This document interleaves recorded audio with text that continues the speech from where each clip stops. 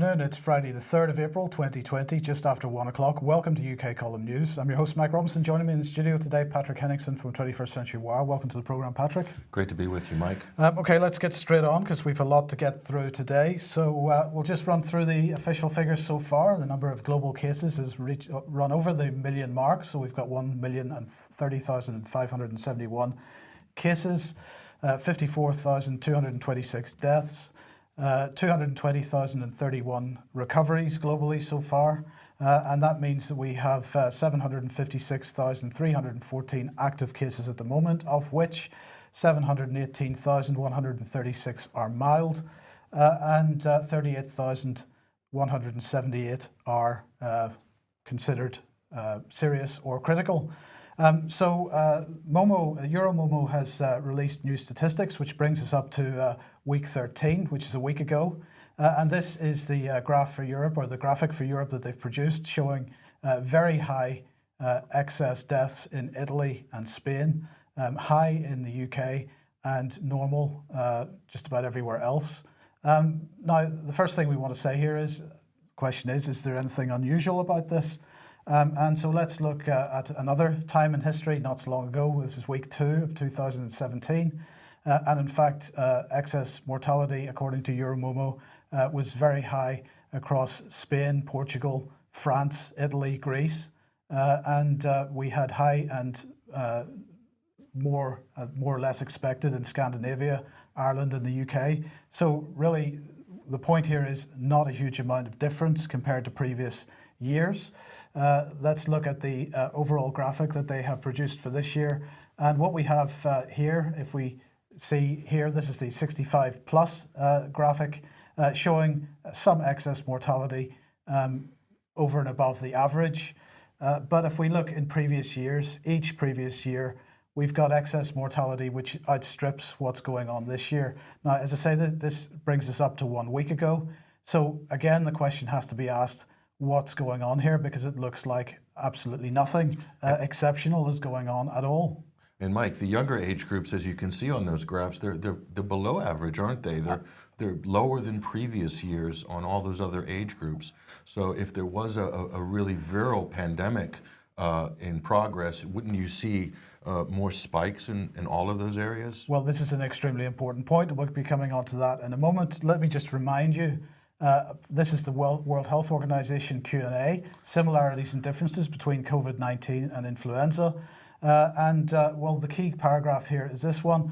The speed of transmission is an important point of difference between the two viruses, and they say that the serial interval for COVID-19 virus is estimated to be 5 to 6 days, while for influenza virus, the serial interval is 3 days. That means that influenza can spread faster than COVID-19, so we're just going to produce a quick graph. Basically, 2 times faster is where we are with flu in terms of spread, according to the World Health Organization. And then we've got this, COVID-19 mortality twice as high for men in Italy as women. Now, this is a report from ABC News about 2 weeks ago.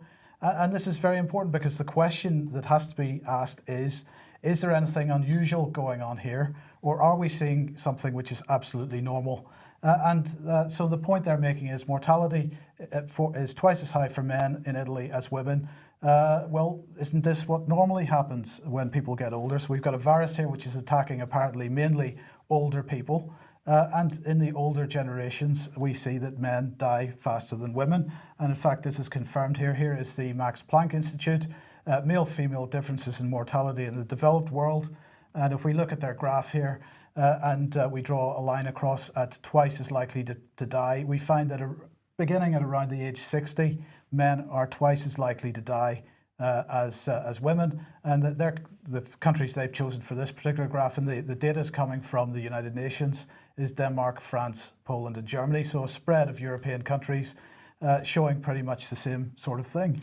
And this goes in line with other reporting we're seeing, Mike, from medical professionals saying that a lot of people, particularly in Italy, in fact, 99% of the deaths in Italy have underlying chronic health conditions, multiple, in fact, underlying chronic health conditions. That's from the Italian Health Institute's own numbers. But what are those chronic health ailments, Mike? They're things like hypertension, heart conditions, respiratory conditions, And certainly in a population where you have a lot of men who smoke, for instance, this wouldn't be uncommon over the age of 70, nor would hypertension or heart conditions and things like that over the age of 80, for instance. And that was really accounted for 80% of the fatalities in Italy. Right. So this is a very important point as well, and one, in fact, that the BBC have acknowledged. But you wouldn't know it if you went to this article, because this was published on the 1st of April, Coronavirus, How to Understand the Death Toll, and you can see the URL at the bottom of the screen there. This article written by Nick Triggle on the 1st of April, as I say. But the problem is that somebody had sent me some text from this article a couple of weeks ago. And in fact, when I went back to read this article again, that text wasn't there.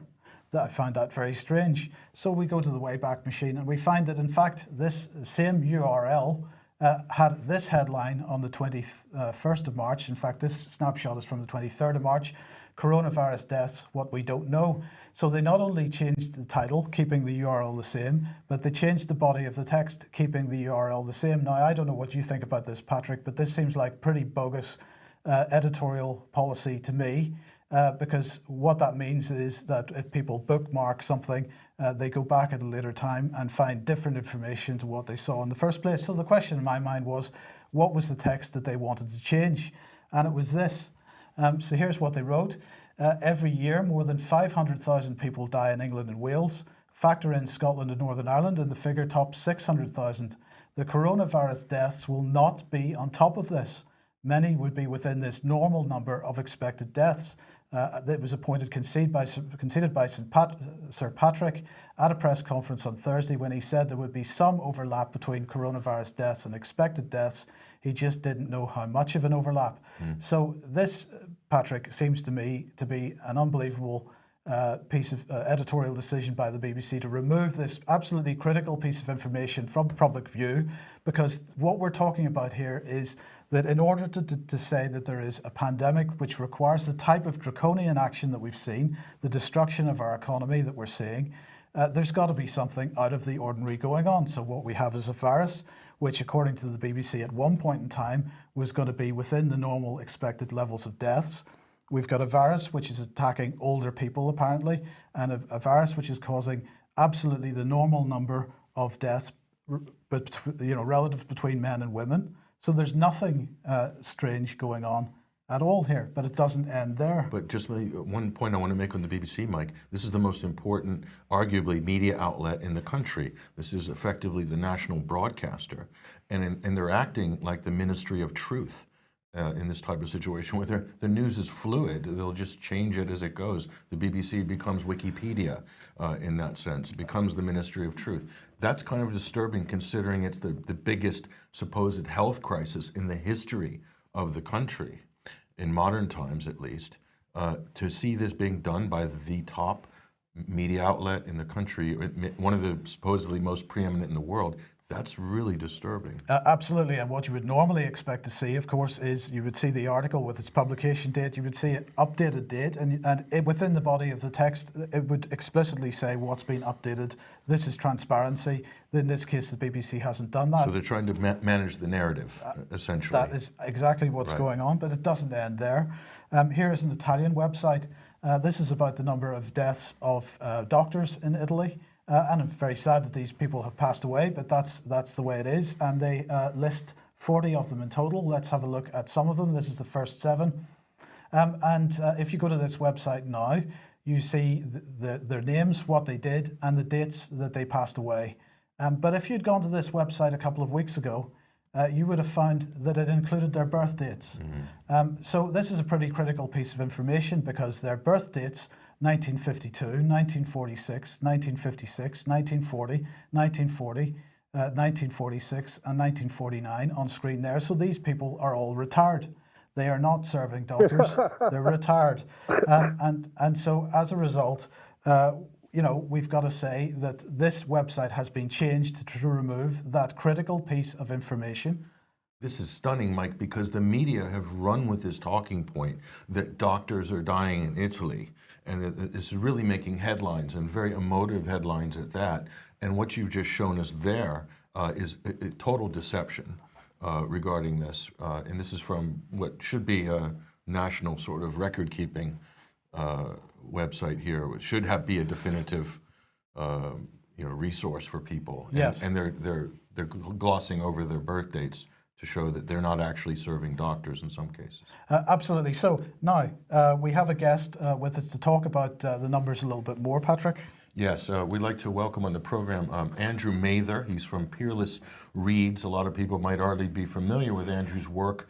His YouTube videos have been extremely well watched in the last couple of weeks especially. He's a mathematician. He's 6 years in the City of London working in British finance and a lifetime in technology. And we want to welcome you to the UK Column News this afternoon, Andrew. Hi, it's an honor. And can I say, excellent coverage. And you've already highlighted in your excess mortality the fundamental observation that there is nothing special going on. I got involved solely because I got deeply disturbed by the nonsense that was being spouted in the media, by the news, by the government. And I have to say, and I've warned you and you're aware of this, that I'm about to show you publicly available information that shows that the UK government, Imperial College in particular, just plucked a number out of thin air, exaggerating the real risk of the virus by 150 times. This country would not have shut down for the estimated 3,500 deaths that would be a reasonable estimate. They literally invented a number close to our annual deaths of 550,000 a year, purely scare us. It is an entire fiction. And then it gets worse. As soon as we are safely indoors, they revise the numbers down, 256,000, 20,000, 5,700. Now they take credit, but only if we continue to be good boys and girls. They just sit back and let the virus occur as it was going to occur anyway, and they have made the sun rise in the morning. We will all worship thee, Lord. We have meekly walked into our homes and locked ourselves in on the basis of a terrible lie, far greater than weapons of mass destruction and the 2003 war. It is an atrocious lie, and you're going to see exactly how obvious that is. So, Patrick, head on, first slide, let's have a look. Yeah, so this is the source and an example of your calculations. Just explain us what we're looking at here and how you developed basically how you developed your methodology, Andrew. Well, it's so simple, it's hardly a methodology. These are the World Health Organization daily situation reports. And as I say, the irony is people say you can't trust China data, you can't trust World Health Organization. In my experience, government data, British government data, American government data, World Health Organization data is excellent. It's what the politicians do with it. They ignore it to tell you their preferred agenda. The data is excellent. So if you bring it back, let's go through it. Sure. So what you have here is the 15th of March, which is the last time China reported Hubei or broke down the provinces, because by then the experience was over. From thousands of deaths a day, they were down to a few tens or 100. Hubei experienced 96% of China's deaths. It was the worst hit province, between 50 and 100 times worse than the next four provinces. In other words, in the only country in the world to have completed the virus experience, and in all those provinces that you can see listed, Hubei was the worst province of the only country to have completed the virus. In other words, this was the only worst case in the real world that the scientists could consider. Now, whether you can see the calculations there, but I've done them for you. Basically, 3,000 cases out of 59 million people. It's not even maths. Britain is 66 million. So what is a reasonable estimate for Britain? 60 million, 3,000. 66 at 10%, 3,300. That is the only real-world data point you can use. We'll look at Italy in a second. This is the only completed data point in the entire world. Now, what if you claimed to write a PhD thesis on the Mona Lisa and you refused to look at the Mona Lisa? Do you think that your thesis would be reasonable? It might be a fascinating thesis. It just wouldn't be on the Mona Lisa. The Imperial College scare document, this generation's dodgy dossier, might be a wonderful document. But if you change your figure from 3,000 to 500,000, it's a work of fiction.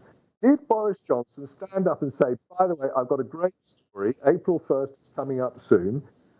Just listen to this one. It's a great, great, great story. Chief Medical Officer, why don't you? No, they said we have a grave crisis, and here are the numbers. 530,000 of you could die if we do nothing. No, 3,000 of us might die if we do nothing, and that's 2 days normal deaths. Yes. So basically, they plucked a figure out of nowhere purely to scare us. It is this generation's WMD. But unlike WMD, this time we all walked meekly into our homes and are under house arrest. Now, let's see. That was available to the scientists right then. Now, let's look at the real world in Europe. Yeah. So, fire it up. So, this chart has a lot of things to show you. Firstly, the nonsense about exponential growth. That's the straight line that's flesh-colored going straight up in a diagonal. The virus is not exponential. It's similar to a log-normal distribution. Now, the second element is, just like a ball thrown into the air, it rises, it slows down, goes over the top, and it falls. And when you add it up cumulatively, you see this classic curve. And here is a critical point. You look at any of those curves. The green one is Italy. The orange one is Hubei, delayed so that we can see it in the same timescale. The crisis is not over when the last person dies. That's when the contagion is over. The crisis is over the moment you see the line curling over and slowing down. Think about it.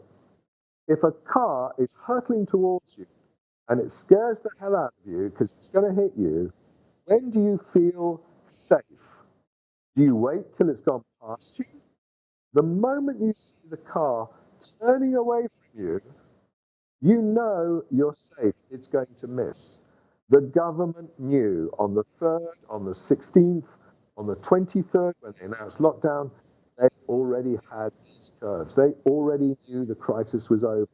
If anything, they hurried to get locked down in before it was obvious to everybody that this was going to just ride out with very few deaths. Now look at level that all the, sorry, back Patrick, sorry, you've anticipated me a little. Sure. Now look at the level of those dotted lines and the level of the solid lines, and look at the left-hand side. That's your cases per 100 million population. If 5,000 people die in Norway, a population of 5 million, and 5,000 people die in the USA, a population of 320 million, Norway is getting hit a lot worse than the USA. So we have normalized it to 100 million population. So Britain is about 2/3 of that number. So that's 100,000. our real number will be about 66,000 or something like that, in terms of factors. 66,000 cases, and as you pointed out, whether even if you take 50%, that's 30,000 cases. 5%, as you cited, it's 3,000 cases. So yeah, it's probably more like 30,000 cases. And the mortality for that, you might get 5% of 30,000. So that's 1,500 cases. So those charts show, and I'm probably getting my maths wrong on TV, but you get the idea. They're not 500,000. And most importantly, those curves were real before lockdown.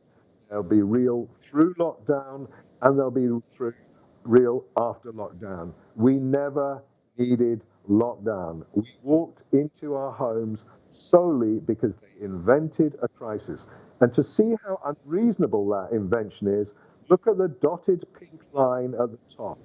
That, and remember, this is a log scale, that is the 40 million or so cases that would account for the deaths, 550,000 deaths that they need. Look at the curve. It's not even close. It's out by a magnitude of 100. It's purely fraudulent invention. And I'm afraid that is the story, and it's as simple as that. We are facing another WMD. So, up to you, carry on. We can move on to the next slide if you like. Yeah, any questions? we'll move on to the next one. Explain to us what's happening here, Andrew. Okay, so for this again has a number of different things which are really important. Firstly, our friends in America, the sort of medium blue, and Canada, the red. These guys, like us, but I think even more so, have been massively on the be scared, lockdown, be scared. I hear that men are cutting down trees armed with guns to stop people leaving villages.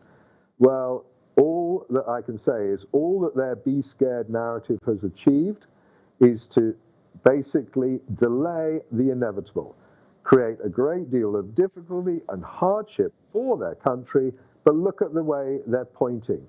They're climbing rapidly to join Hubei and Italy. And let's talk about Hubei. China lied. Well, if China said we had 10 people die, and actually it was 1,000, then we will rapidly go past 10 people and say, hey, China lied. But you look at that orange curve, only Italy has gone past Hubei, only Italy. Everyone else, and we're all basically headed for Hubei. China didn't lie. They gave us excellent data to measure the likely chance of deaths and new cases. And it was the UK government that lied. Simply, absolutely pure invention. Simple as that. Now, if I can go back to that chart for a second, if you can, unless you want to shut me down, but that's cool. Now, let's look at that light blue line, right? Let's pretend. Look at the slowdown. That's lockdown. Well done. Bravo. Slowed everything down. No, that's Sweden. 0 preventative measures. They have curled over really rapidly. They're curling over, so they're going to flatten out way below America and probably below Canada. So Sweden basically said, yeah, okay, it's a virus, let's have it. So they are pretty much done. They're going to end up with a lower number of cases, and they have none of the economic damage or the political or democratic damage that our governments have created. So these graphs prove, and they were available to the government long before they chose to lock us down, these charts prove that the government basically lied, created a scenario that was completely overwhelmingly scary, completely unnecessary, and that we're headed right where we were going to be headed anyway, and they are going to take the credit for saving us when they didn't do a damn thing but scare the hell out of us. That's it. So Andrew, that brings up a question. I'll just bring up this image here of the Nightingale hospital, which they're building in the Excel Center in London. And this is really a lot in the news right now. There's a lot of discussion and hype about this new hospital facility, this temporary hospital that's got thousands of beds, going to require 16,000 NH staff, according to Sky News here. So based on the numbers that you showed us, Andrew, and you're saying that Europe's kind of in the process of already curling over, or these numbers would have already been able to be calculated weeks ago, if not longer. Who do they expect to put in these thousands of beds in this hospital, or is this just a photo op? This is the big question. What do you think? That's an awesome question, and I'll tell you. Sadly, I don't have the link on this computer. I'm sure you'll find it. American reporters and I mean reporters, men on the street. When you had that, I think it was the CBS that had they used the Italian footage to show the crisis in the American hospitals. Yes, I saw that. Yeah. And it's a wonderful clip, and you'll have to link it up and show it to people later. But basically, it's an awesome YouTube clip. And they've got the mayor of New York is like, what use is 300 ventilators? I need 30,000 ventilators. And they show the news clips and here's the line of people at the COVID processing center. And there's this hospital is overwhelmed. And then you get the guy that lives in Brooklyn, goes to the local Brooklyn hospital the next day with his phone camera, and the waiting room is deserted. The COVID line is deserted. And you've got a guy in Queens, and he goes to the hospital the next day after the news report, and the place is deserted. And you've got all these Americans, I mean, bless you for common sense, all these Americans going along the day after the crisis that is reported in the news, and the hospitals are deserted. So, you know what? If you see a crowd in that Princess Elizabeth or, whatever it is, hospital thing, if you see a crowd, I would stop them at the exit, follow them home, check their resume, see if they advertise on Freelancer as actors or whether they got paid 50 quid. Because seriously, if American citizens, God bless you, are going along and finding empty hospitals the day after the crisis, either the medical system is so extraordinary or it's yet more fakery. And here's the good news about this entire crisis. Provided that you get this message out, this generation will have its WMD. It first alarmed me and then amuses me that I get young people on our videos saying, it's a great video, it's a great video. What's WMD? It's like, that was where the government lied to take us to war. And you have no idea. And here we are again, the government lying to put us in our home. And I'll just close. There's one more slide, it's very simple. But I'm going to close with an observation. In 9/11, the agenda was clear. In WMD, the agenda was clear. War with the Muslim countries. Hello? Who does that serve? It was an invention to take us to war against Islam. I can't think who is an enemy of Islam. I don't know. Call me stupid. Well, here's the point. Here's the point. Provided that this generation and people our age inform this generation, and the lie is revealed, this generation will hopefully not make the mistake of allowing the next generation to forget it. One hopes. That's it.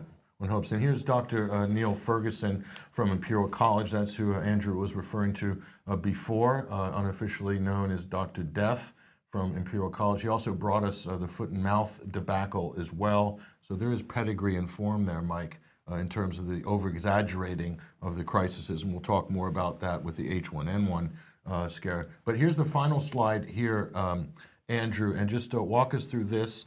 Fact, not fear. What's your final summary here, and what do people need to know? This is a critical slide because on YouTube, the government, they're telling you, it's 10 times worse than flu. Actually, it's not. But I decided not to publish those with you because somebody else can do that. These are my numbers. The risk you have, I don't want to alarm you, Patrick, especially, and you, Mike. You're both looking a little old. I don't know if you're aware of it yet, but you will die. I'm not aware of any human being in the history, even our Lord Jesus Christ, died. I'm not aware of anyone that has escaped death. Ordinary life is dangerous. So give us the numbers, let's have a look. What we're showing on the left is your normal mortality at age 18. And I think those numbers came from France, but Western society. 18.02, 45.2, 75.2%. We've taken the infection risk from Hubei, about 1 in 872 people. Forget the exponential, you're all going to get it, and then a lot of us are going to die. 1 in 1,000, 1 in 872, because to die from coronavirus, you first have to get it. So we have the death risk supplied by China CDC, which numbers have proven to be extremely accurate. Thank you, China. The Hubei risk of catching it, which has proven to be extremely accurate. Thank you, China. Combining to show the mortality for the virus at age 18. And this is walking around the street in an infected area, no lockdown, or I won't say no lockdown. 30 countries we track, there is no evidence the lockdown is helping. America, it's hurting. Sweden, they did brilliantly without it. Normal life, 0.02. Virus mortality, 0.0002. You are 91 times more likely to die from normal life in an infected area than from the virus. Age 45, 444 times. At 75, 218 times. Normal life is going to get you every time, except for the very, very rare Asian this year only, that is the virus. And you highlighted this, and people have been reporting this to me. There are now documented instructions that if somebody has the virus and dies within 60 days, that's a COVID death. Like those doctors who died of old age, they took the birth rate out to make that. Oh, didn't notice that. So now the deaths will be inflated. But you know what? It doesn't matter. It's irrelevant. It's too late because the World Health Organization daily situation reports are a matter of record. Download them, copy them. They are your record for a judicial inquiry and trial of every human being who has supported, created, and enforced the threat of lockdown against free people on the basis of a lie. Yeah. Well, Andrew, we want to thank you for joining us this afternoon. Of course, you're welcome to stay on the line.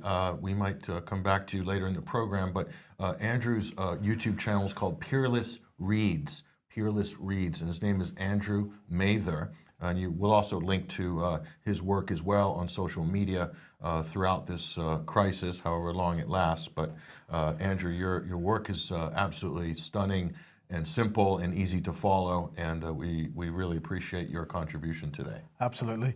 Okay, let's move on to Matt Hancock, who of course gave the live stream yesterday. He seems to have recovered very quickly from COVID-19 himself, and he was singing like a nightingale yesterday afternoon, telling us that he is going to write off £13 billion of NHS debt. He's going to be rolling out tests all of a sudden. Of course, this morning he's extremely happy that the Excel Centre has now been turned into the Nightingale Centre, and it's now open for business. Now they're going to start transferring people from other hospitals into this place over the weekend and early next week. And the message that we have from NHS doctors that we know is that people are going to die in this place. And one of the reasons is, as you said earlier in the programme, Patrick, 16,000 staff required in order to run this thing. Now, the problem is that the doctors that we're speaking to are saying that there are not enough qualified staff. Now, what do they mean by that? Well, most of these people are going to end up being intubated on incubators in this place, they're going to be intubated, and there aren't enough people that are qualified to run that process. Now, the problem with it is that in order to stick this tube down people's throats, people need to be unconscious for that, so they're going to be put into some kind of induced coma. The drugs involved in managing that are extremely powerful, and that needs to be managed extremely closely. And so, again, if people die in this place, and the advice we have is that people are going to die in it, they are going to die mostly because of the medical intervention rather than the disease itself. And still there's no record or no announcements of exactly how many hospitals are being, quote, overrun in the country. How many medical facilities? Is it 4? Is it 3? Is it 2? Is it 10? Is it 50? There's been no sort of records or details given to say exactly how many of these NHS hospitals are overrun in the country. So then that's kind of an important detail, Mike, especially if you're going to be opening large triage hospitals with thousands of beds. Is it really necessary? Will they get better care in a normal facility or in the Nightingale Exhibition Center facility? I don't think they'll get better care in an exhibition hall setting than they would in a normal clinic or ICU unit. But so this brings us to the issue of a care pathway, Mike. And I'm going to read something that was sent to us by one of our viewers.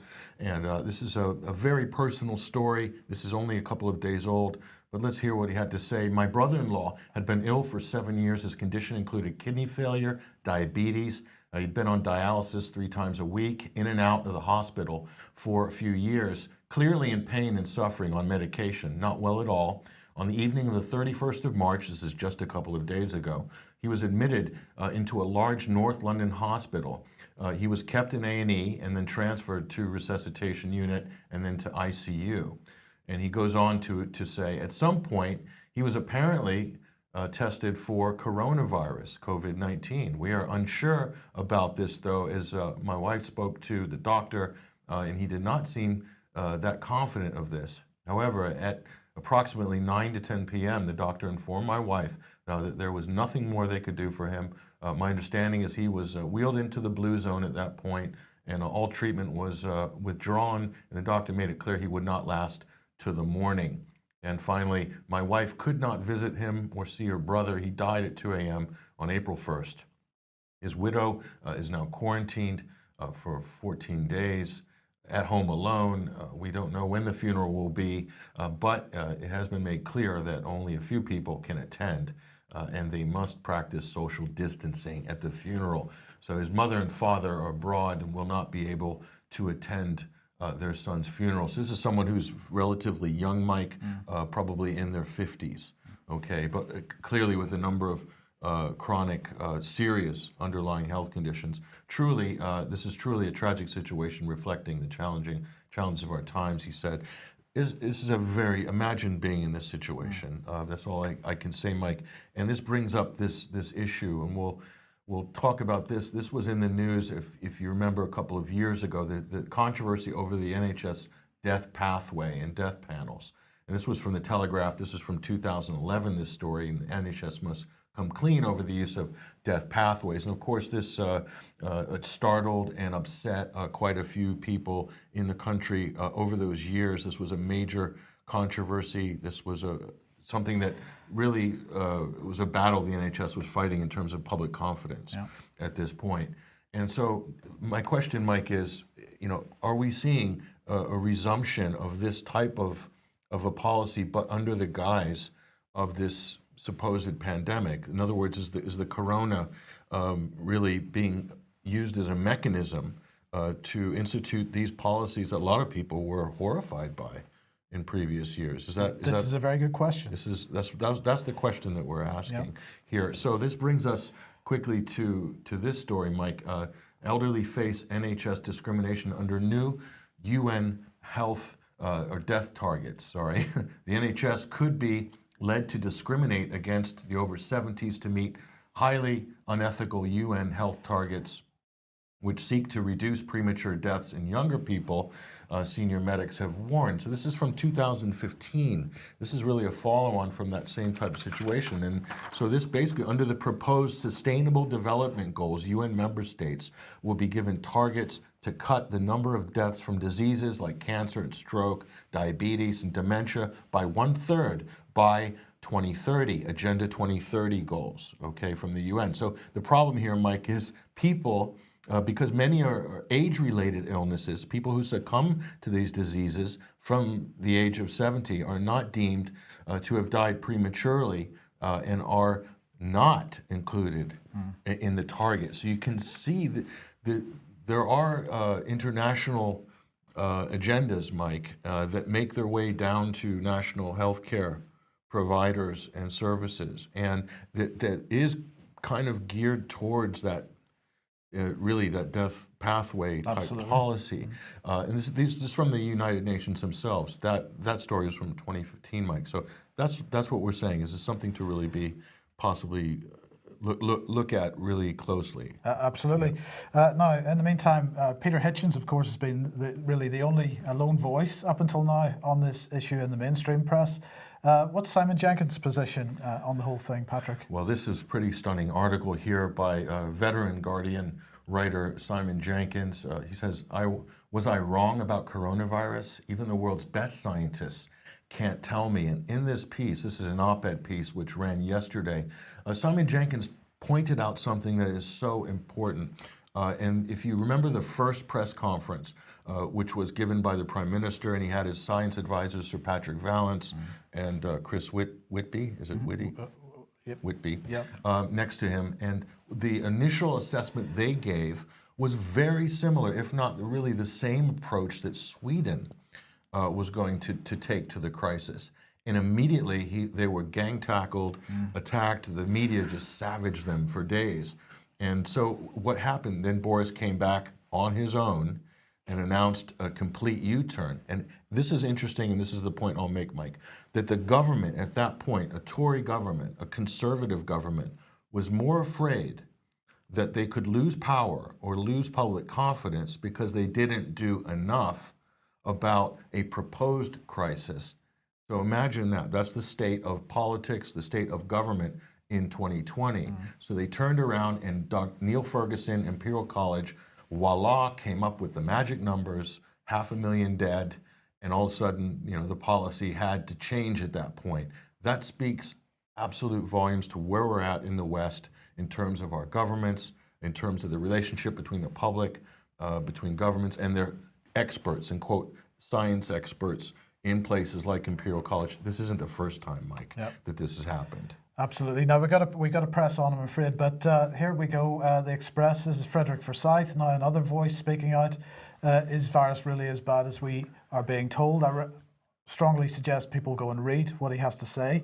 Now here we have France 24 from a day or two ago, making the point that French officials have now officially authorised chloroquine prescriptions to help with this situation. Chloroquine seems to have been showing to have itself to have veracity in dealing with this. And the Chinese have been using it as well to great success. And the Germans now have looked at Avigan, which is a Japanese antiviral normally used for flu, which seems to be having a positive effect on people that are infected with this. And then another voice coming out here from ZDF talking about this, another voice coming out and saying that the cure is worse than the disease. This is Gerard Kraus, who's an epidemiologist, very senior epidemiologist in Germany. We have to keep these serious social measures as short and low as possible because they could potentially cause more illnesses and deaths than the coronavirus itself. And he said, although my focus is on infectious disease, I believe it's imperative that we consider the impact on other areas of health and society. We as a society must not focus solely on the victims of the coronavirus. In the meantime, Patrick, we have the likes of Nigel Farage now coming out and saying really, well, he said this in a report to Sky News, I think it was a couple of days ago, when Germany refused to export medical masks to Italy despite desperate state they were in, guess who stepped into the breach? The people who caused it, the Chinese.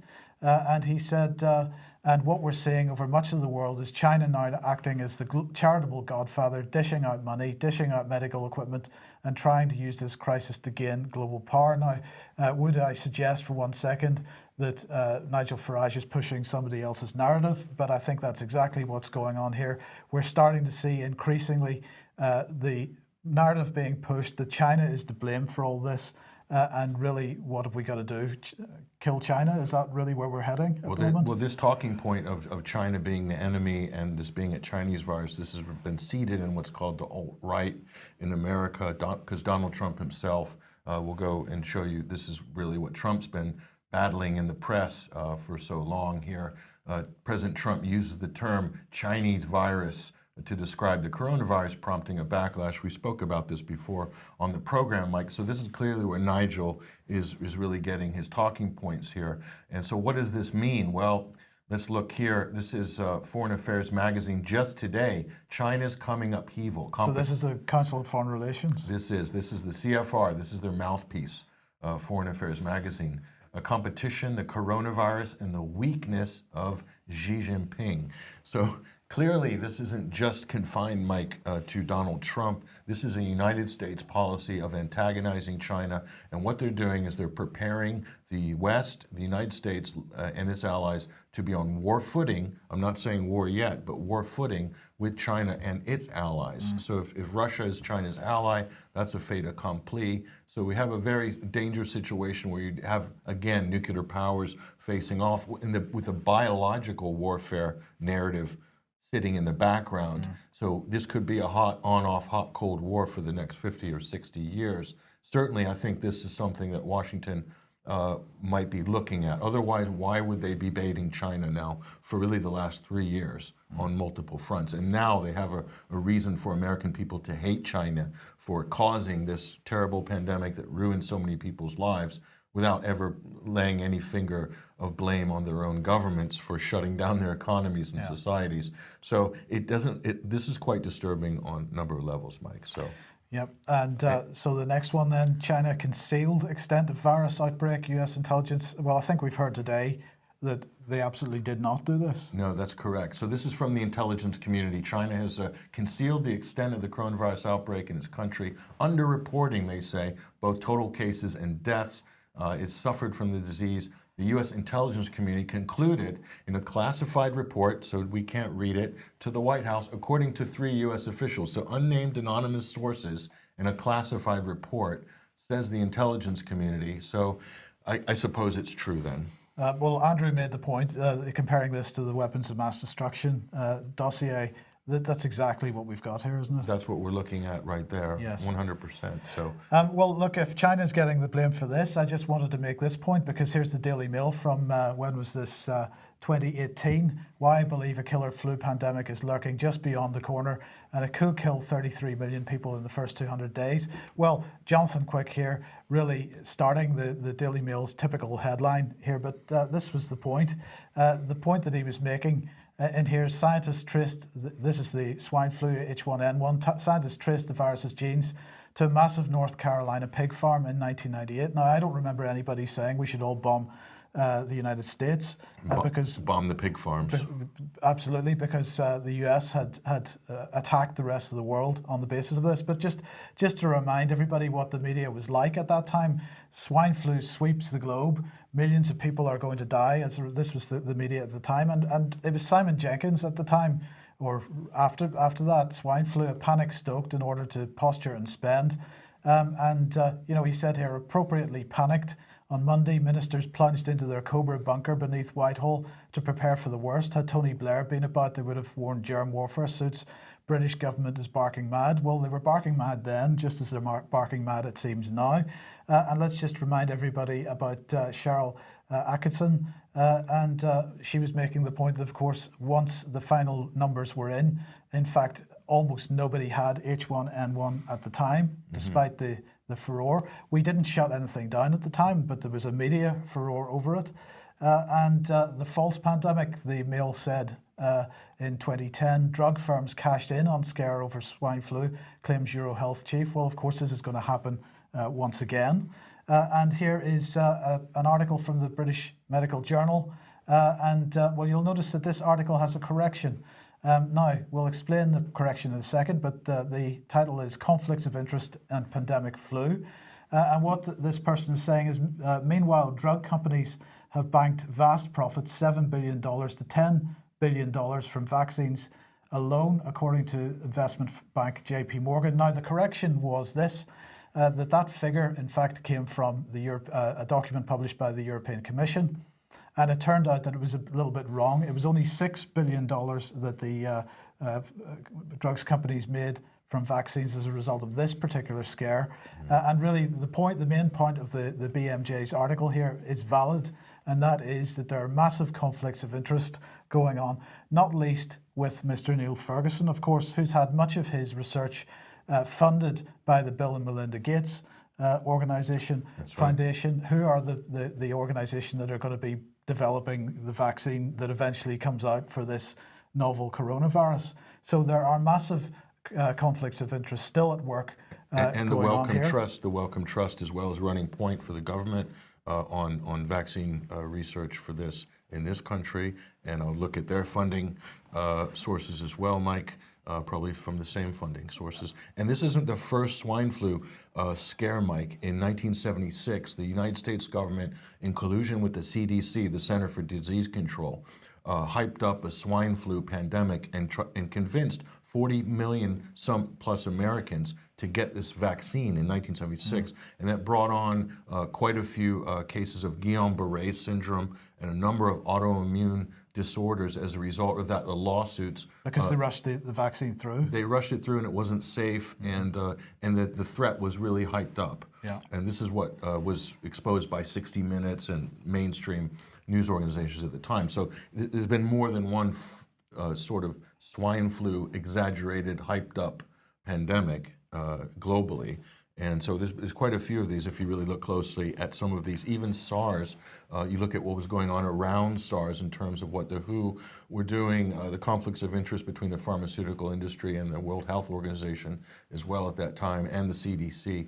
There's quite a lot to look at there. Okay, and let's move on to this one then. Google releases location data for 131 countries to show if coronavirus lockdowns were working. So anybody with privacy concerns here or who owns an Android phone might be concerned about this. So what they did was they made the raw data available to governments, but they published a report showing some of the outputs. So let's have a look and see what the situation in Plymouth is. And we can see that retail and recreation has fallen by 87% in terms of people moving around those types of locations. Grocery and pharmacy, well, we can see the panic buying spike there a few weeks ago, but it's now fallen by about 50% in Plymouth. Parks, well, we're not going to parks either, 43% down. We're not going to train stations or bus stations, 70% down. We're not going to work either, 54% down.